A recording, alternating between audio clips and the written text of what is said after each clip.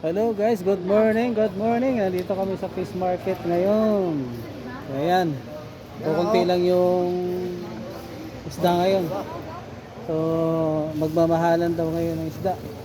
Ano yung yung tinatawag nila dito lapis. Lapis na munggol, lalaki pero walang lasa. Sobrang laki niya, puro laman kaya lang walang lasa, matabang. Ayan.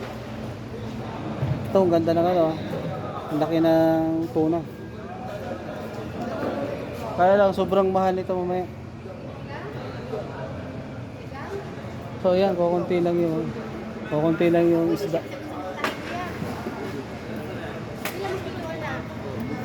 Isang banyera yan.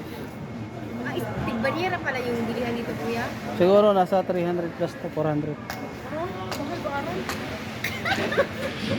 Dagko ba yan? Kung sa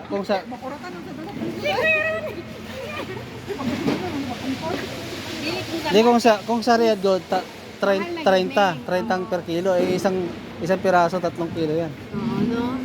Benta na lang natin sa Riyadh. So 8 times mo yung sa 30. Mas mura pa Isang dito. piraso 90 reals. Ilang piraso yan kung naka 20 yan. Kasi di naman bibili na kung Per kuan day ni kaning inani? per banyera yan. Ayun, isda. So yun guys, sana may mabili tayo para may maulam mamaya.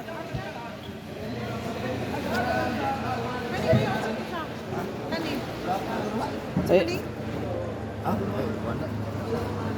gagmay isda.